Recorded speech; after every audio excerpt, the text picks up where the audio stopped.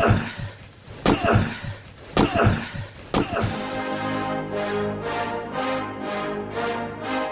rolls out to the right, pitches off to Taylor, and Taylor's to the 20, down to the 15, down to the 10, 5, 4, 3, 2, 1. Touchdown, Billy Taylor! Touchdown, Billy Taylor! Billy Taylor scored a touchdown from 21 yards out. The crowd goes berserk. It was November 22nd, 1969. That they came to Barry, Michigan, all dressed in maize and blue. The words were said, the prayers were read, and everybody cried. But when they closed the coffin, there was someone else inside. Oh, they came to Barry, Michigan, but Michigan wasn't dead. And when the game was over, it was someone else instead. 11 Michigan Wolverines put on the gloves of gray, and as the organ played the victors, they laid Woody Hayes away. Under center is Wangler at the 45. He goes back. He's looking for a receiver. He throws downfield to Carter.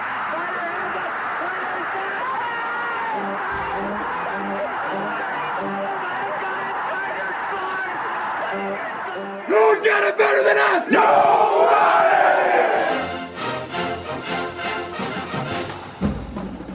Welcome to the Michigan Man Podcast on Wolverine Sports Radio, a member of the V Sporto Network, and in partnership with SB Nation's Maize and Brew, for Wolverine fans from coast to coast. Go Blue, and welcome to the Visitors Edition of the show. I'm your host, Mike Fitzpatrick. With us in just a moment will be the radio play-by-play voice of Western Michigan football, Robin Hook. Before he joins us, let's get started as we always do during the season, with my view from Section 17. I think it's safe to say we are all more than ready to get this season underway. The atmosphere should be electric on Saturday. Everything we love about a football Saturday in Ann Arbor will almost be back to normal. The offseason has been one of change, which we have discussed in great detail since January of this year. None of us know how these changes will impact the upcoming season. Opening games can be dicey. It takes time to get the nerves under control and play in an actual game. So I'm not looking for perfection on Saturday. What I'd like to see is an offense that establishes the running game and doesn't turn it over. I'm holding my breath with our defense and just thinking it can't possibly be as bad as it was last year, but we'll find out fast. 20 years ago or so, when a MAC team came into the Big House or played a Big Ten team, we penciled it in as a win. Those days are long gone. Western Michigan is ranked ahead of us in many of the preseason polls.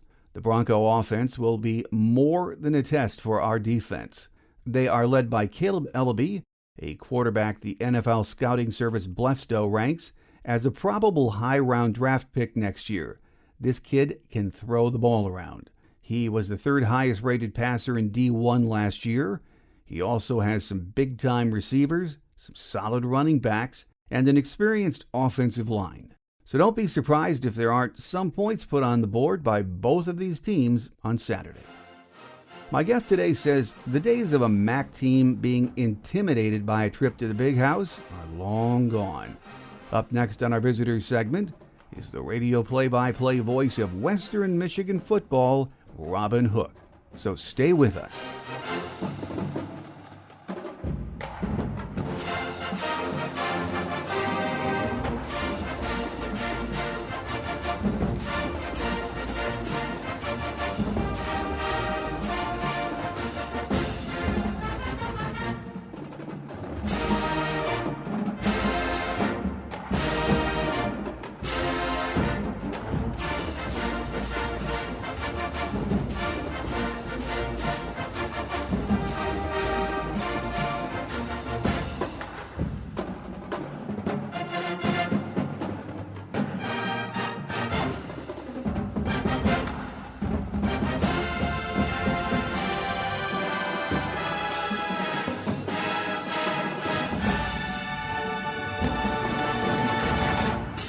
Here with us on the Visitors Edition of our show as we get ready for the big opener this Saturday is Western Michigan radio play-by-play voice, Robin Hook.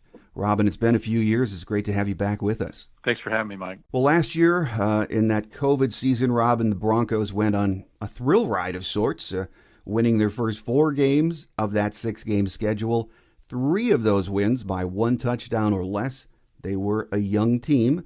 So all things considered, 2020 was a pretty darn good year for Western Michigan, wasn't it? It was a good year. In fact, the last couple of years have been good, and just haven't ended the way everyone had hoped. With the Broncos having an opportunity in the last game of the season to wrap up the division and then play for the MAC championship in Detroit, and just couldn't get over the hump. Lost a road game at Northern Illinois 2 years ago, and last year faced with the same situation on the road at Ball State and couldn't close it out. Lost by 3 and really dominated the football game, but didn't win on the scoreboard. So they've had that on their minds since a year ago, and it's a totally different situation now.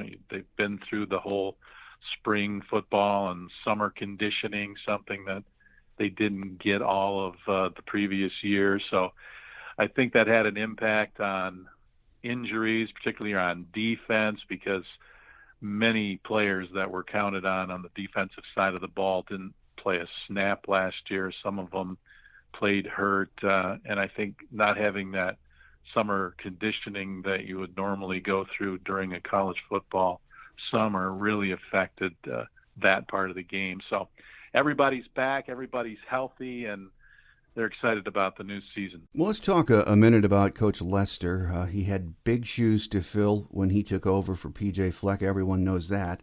I was talking to Jim Brandstatter, Michigan's play-by-play guy, yesterday, and he really likes Coach Lester. He said, hey, Mike, he's the real deal, outstanding coach. He has done a very good job at his alma mater, hasn't he? He really has, Mike. He's done a great job in recruiting. They've brought in some really talented players, and they've been able to score points like nobody. I mean, they're dynamic on the offensive side of the ball, where he's really a genius in drawing up the offense and coaching it and instructing the players on how to, carry out their assignments. And he's always had a good quarterback, which is a big, important piece for a productive offense. And so he's been able to develop these offenses. The downside has been on the defensive side, and a lot of that has been maybe some lacking areas, some areas that maybe needed a little more attention talent-wise, and they've gone out and done that, and now they're really deep pretty much everywhere across the defensive side of the ball. Last year they had 2 starters went down before the season even began, and then they're rotating players into different roles, and it really kind of snowballed at the end of the season. They gave up a lot of points in those last 2 games that really cost them. So they've got those players back, and I think they return 10 of 11 on defense, and they return 9 of 11 on offense. Lost 2 guys to the NFL. D. Eskridge with Seattle, a second-round pick, and Jalen Moore, an offensive tackle who went to the 49ers in the 5th round. But other than those 2 guys, everybody else is back and ready to go. Well, Coach Lester, as you've just mentioned, and based on what we've seen the last few years, has a lot to work with on the offensive side of the ball. And that starts, as you mentioned, with the quarterback, Caleb Ellaby. For Michigan fans who have not been able to see him play much, tell us a bit about Caleb and what style of quarterback he is. Well, he's a pro-style drop-back passer. He can scramble a little bit, but that's really not his strength. He's a tremendous thrower of football. I mean, the first time I saw this kid throw the ball, I went, wow, I've never seen anything like that out of this young man from the St. Louis area. And you knew when his time came as the quarterback that he was going to do some great things. And we started to see it as a true freshman, because he had to come in as a true freshman towards the end of the season when the starter got hurt, and he played the final 4 games of the year and won 2 of those games, and was the quarterback for the bowl game out at Boise, Idaho, against Zach Wilson from BYU. And it was Caleb against Zach Wilson, and Caleb held his own in the first half, and then Wilson went off in the second half. I think he completed like 17 straight passes, and he was a young quarterback at the time. And so later becomes the second pick in the draft, obviously, to the Jets or this past spring. So Caleb then didn't play the next year, didn't take a snap. He was redshirted the whole year. He played behind the senior John Wasink, who was a tremendous quarterback and a great leader and a mentor for Caleb. And Caleb will tell you he learned a lot from John. And then going into last season, he was the starter, and then the COVID situation hits, and you wondered if he'd even get to play then. But we did end up playing the 6 games, and he was outstanding. He can really throw the football. He threw 18 touchdown passes, only 2 interceptions, and one of those was in the final game. That proved to be a bit costly, but he was 3rd in the country in passing efficiency behind Mac Jones from Alabama and Zach Wilson from BYU, and then was Caleb Ellaby, number 3. So he can really throw it. He takes good care of it. And when you watch him throw the ball, watch him in warm-ups, man, it's just a beautiful thing coming out of his hand. Well, Caleb certainly had some very good receivers at his disposal last year. You mentioned Dwayne Eskridge. He's gone to Seattle. But Sky Moore, Jalen Hall are both back, and they, from what I've seen on tape, are both very, very talented receivers. Really good. Jalen Hall's a touchdown machine. That's all he does is catch touchdowns, and they like to throw the deep ball to him. And then Sky's more a possession receiver on the boundaries and over the middle, and got another young man who transferred in who I think is going to do very well. 5th-year senior transfer out of the portal, Bryce Nunley. Corey Crooms is another young receiver who's had a great summer and fall camp. So those 4 guys going to play a lot of football. Another young man named Kavion Mack, who's a redshirt freshman, is also showing up too. So those are some of the guys you're going to see out there on Saturday to catch the football. Well, what's also very key is that offensive line for Caleb and the receivers and the running game. They were ranked 10th nationally last year in sacks allowed, 14th in tackles for losses. 4 starters back, which is the good news, and they're led by Mike Caliendo and right tackle Mark Brooks. This is an experienced and very good group in the trenches, isn't it, Robin? Yeah, you've got 3 super seniors, Coach Lester likes to refer to them. Mike Caliendo started for 4 seasons at left guard, and he was right there next to Jalen Moore. They were 1-2 over there on the left side of the offensive line for several years. And I think a tremendous coaching decision by Coach Lester was to move the smartest guy on the football team to center.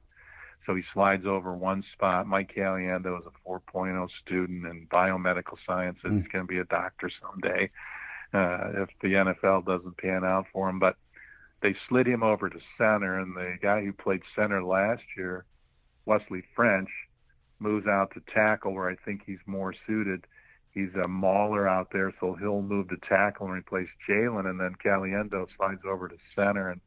And the center is so important, calling the plays for the line up front and pointing out everything that they need to know as he looks at the defense. And nobody better than to have in that role than a 4.0 biomedical sciences student who's in his 6th season at Western Michigan. So they had to fill the left guard spot, and there were several candidates. I think Trevor Campbell's kind of risen to the top. You'll probably see him in there and playing the left guard spot. And I don't think the offensive line's going to miss a beat. They look to be very good. And last year, the ground attack was led by Spartan transfer Ladarius Jefferson. Broncos averaged 193 yards in that 6-game schedule per game. Who else do we see that's going to be getting carries this week against Michigan? Well, Sean Tyler's a smaller back, very fast. He's going to get some carries, and he and Ladarius are like 1 and 1A at running back. And then Jackson Kincaid is another back who's very, very versatile. He's kind of a combo of the two. Ladarius is a downhill runner, but he's got some speed to him too, but he's a physical, punishing runner. And then Sean Tyler is just lightning back there. He can really fly and get to the edge, and the outside zone play that you'll see a lot out of Western Michigan, and the inside zone play. And then Jackson comes in. He's a good receiver out of the backfield. So those are the 3 guys that you're probably going to see back there. And there's another young man, Abdu Salaam, who's a true freshman out of Jersey. He was a Gold Glove boxing kid growing up. He's looked really good in fall camp too. I don't know how coach would want to use him or if he would want to use him, but he's a possibility as well back there. But there's a lot of weapons on offense, and Tim really likes the running game. I love the running game, to be honest with you. A team that runs the football and stops the run is normally the team that wins. And the fact that Western Michigan can throw the ball to and run the football, I think is just why their offense has been so dynamic, averaging 42 points a game last year, mixing the run and the pass. Well, like Michigan, though, the Broncos' defense struggled last year, but it does have experience with 8 starters back, and you mentioned a lot of others that were expected to play last year are healthy and back. And from what I saw of them last year, they look like they are a very aggressive style of defense, Robin. Yeah, Lou Esposito, the defensive coordinator, likes to get after the quarterback, and they did well in that regard last year, but I think you're going to see even more of it now that he's got the right pieces in the right places. You've got good veteran defensive line up front. Trey Hayward, who was middle linebacker for the Broncos, opted to jump into the transfer portal and ended up at Arizona, but everybody else is back. So you'll see Zaire Barnes, who was one of those young men that was injured all of last year and didn't play at all. He'll be in there at one of the outside linebacker spots. You've got Corvin Moment, who is he's a wrecking ball in the middle linebacker role. He's 6'2", 250 pounds. You don't normally see that kind of size at the linebacker spot in the Mid-American Conference. So he's a big linebacker, and they had to move him around last year to play some defensive line because of injuries on the defensive line. But he'll be back there where he's so effective playing in the middle linebacker spot. And another young man, Ryan Selig, moves in there to play linebacker. He's a very, very physical player as well, and really was dynamic on special teams and in a backup role, but now it's his time at linebacker, and they're really excited about Ryan Selig and what he can bring to the table. But I think the difference in the football team is going to be in the back end. They had problems at corner, and they had to move A.J. Thomas from safety to linebacker because of all the injuries we were talking about. Mm-hmm. And A.J. is really the leader of that defense. He's Detroit. He's just an excellent football player, and he can play now both linebacker or safety, so you'll probably see him at both of those spots.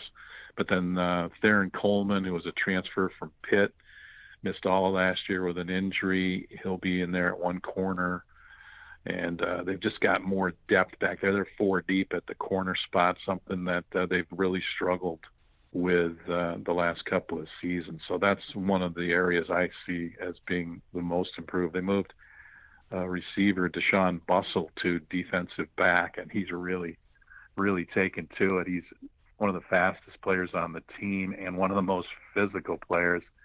He was on punt coverage last year as a wide receiver, and he would go down the field and strike you. And now he's playing defense. I think that was a good move, too, by Tim. Those 2 position moves that he made, moving Bussell to corner and Caliendo to center, I think are really going to pay off. It's safe to say we all know this is a good Western team. How good we'll begin to learn on Saturday. But if the offense is as good as everyone thinks it can be and the defense improves, this is clearly a MAC contender, isn't it? Oh, very much so. I think there's several contenders in the Mid-American Conference, particularly on the west side of the MAC. You've got Toledo is always a tough opponent. The Broncos beat them in that crazy finish a year ago here in Kalamazoo. So Toledo's really good. Then you've got Western Michigan and Ball State, the defending MAC champions. They lost their opening game and then ran the table, won the MAC title, beat Buffalo, and won a bowl game. So a lot of their players that won that championship are back for Coach Mike New over there in Muncie. So there's 3 really good teams on the east side and on the west side, I should say. And then Central Michigan they've got a good thing going over there, and you can't look past Eastern Michigan.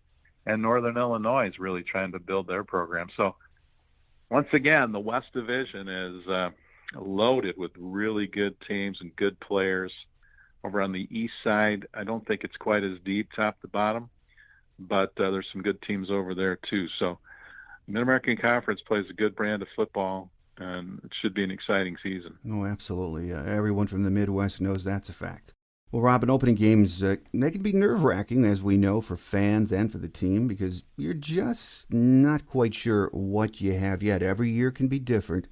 What has to help Coach Lester and the Broncos, though, is they are a very experienced team. And, years ago, I used to wonder when a MAC team or came into the big house, I used to think maybe they're going to be intimidated. They're going to be looking around at this big venue. But Western's been to a lot of really big venues over the years.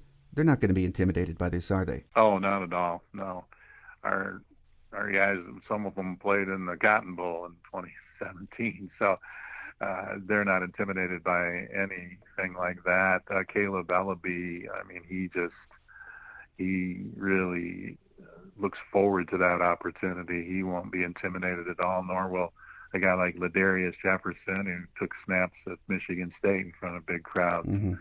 So we played in front of a lot of big crowds. We play these games early in the season normally. They've been to Syracuse, places like that. Going to Pitt later in the season after this Michigan game on Saturday. So they're used to it. They do it a lot, and it's just going to be nice to play in front of fans this year. I know they're all excited about that. They were excited just to be able to play last year. Mm-hmm. But what they had to go through, all the testing every day, getting tested, and then going to practice, and then taking your classes virtually in most cases, and then doing it all over again and not having contact with your family. It was a really tough year, and I give those kids a lot of credit and the coaches for keeping it all together and having as much success as they did. And I think they've learned and they've grown from that, and I think it's going to show in how they perform this season. Well, what makes this game an intriguing matchup to me and many Michigan fans, I think, is that Michigan has so many question marks on both sides of the ball. And as we've discussed, Western seems to be more settled. And I think until Michigan changes a lot of our minds, I can easily see this game being very tight, maybe even a high-scoring game, Robin, unless these defenses, one of the defenses, is better than we think. It looks like there are going to be points put up in this game. Oh, yeah, I think there's going to be a lot of points scored in the game by both teams. Michigan has some great talent. You got Haskins and Blake Corum in the running back spots, great receiver like Ronnie Bell. And Cade McNamara showed what he's all about, leading the team. I think he's grown quite a bit. Having that opportunity to play last year is only going to make him better. And then over on defense, I mean, Aiden Hutchison's going to be a first-round draft pick, and Daxton Hill back there in the secondary is one of the best players in the Big Ten. So Michigan's got players up and down the roster, and they've probably got more depth than Western Michigan has, but the Broncos starters and those key guys that see the field are pretty good football players. So they're going to go over there to play their best game, and we'll see what happens. Well, taking into account it's the opener and the kinks need to get worked out, what do you like about the matchup when the Broncos have the ball against this Michigan defense? Well, I'll tell you, I like Western Michigan's ability to run the football.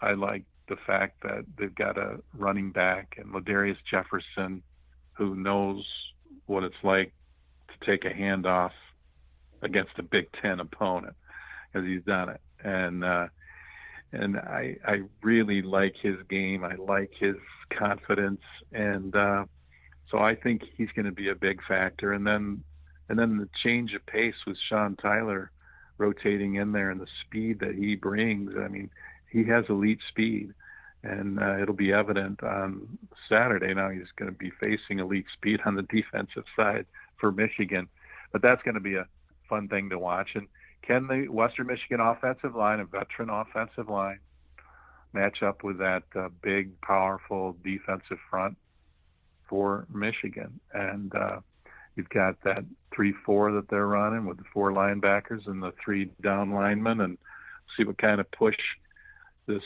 veteran offensive line for Western Michigan can get. They can protect for Caleb he's going to find receivers in the secondary. Oh, yeah. Well, over on that defensive side, what matchups against the Michigan offense will be key for the Broncos? Well, A.J. Thomas is a guy that you're going to find out is a pretty good football player. He's always around the ball.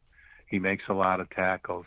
He's got some interceptions during his time. He really kind of runs that defense back there. But another young man who's another transfer from Pitt, Bryson Garner, really was outstanding last year in his first year as a Bronco. So those two safeties will be all over the field. You're gonna see a lot of those guys. I'm anxious to see what Theron Coleman can do. We heard a lot about him. He came over from Pitt along with Garner, and we were excited to get a player like him to come to Western Michigan, and then he missed the whole year. So Theron is a tall, physical corner. I'm anxious to see how he does against a quality opponent like the University of Michigan. And then the defensive line. This is a group of guys that have been together, and they're deep. They've got some rotation in there so they can get rest and keep them going. And can they get some pressure on the Michigan quarterback? The Broncos can get a little bit of pressure. You may see some turnovers, and we'll see. It comes down to the line of scrimmage, Mike. It's football. It's football, and that's where the game is decided, right down there. Absolutely. Whoever blocks better and whoever holds up better against the run wins the football game. And you would think that would be a Big Ten team like Michigan, but this Western Michigan team is a really good Mid-American Conference team. And they've played in these venues. They've played against talented teams. They know what they're getting into. They're not going to be shocked or surprised. And it's an experienced group that will try and carry out their assignments. And if they protect for Caleb, he's gonna throw the football. And I think Michigan fans are going to be impressed with Caleb Ellaby. Well, final question for you, Robin, before we let you get away. A loss to Western would send big numbers of the Michigan fan base over the edge, to put it mildly, as if they're not already antsy. But if Western can come in and win this game, it would be another huge building block for Coach Lester and the program, wouldn't it? No doubt about that. I mean, anytime you beat a Big Ten opponent and you're a Mid-American Conference program, it's a big deal. Broncos have done it. They've defeated Iowa a couple times. Illinois, they beat Illinois. They beat Northwestern. So, and those are just recently. So they've done it. Haven't done it against Michigan. Haven't done it against Michigan State. But if that ever happened, wow, it would be a big day in Bronco land, that's for sure. There'd be a lot of happy Western Michigan fans. But it's a really tough assignment to go into Ann Arbor and defeat Michigan. Not that it hasn't happened before. Toledo did it. Of course, Appalachian State did it. And I know the Michigan fans cringe at those two losses. So it can happen, but this is still Michigan. It's the Michigan Wolverines, and they're a really talented team, and they've got some really good coaches over there. So it'll be a tall task for Western Michigan, but they're up to the challenge, and we'll see what happens. Well, I think we all agree that it's going to be exciting to kick off the season Saturday in Ann Arbor in close to normal day conditions with the fans, bands, tailgating, all of that good stuff. It should be a day for both fans, from both schools, I should say, to appreciate what we missed last year. So, Robin, thank you very much for being very generous with your time and joining us today, and enjoy the opener Saturday. Thanks for having me, Mike.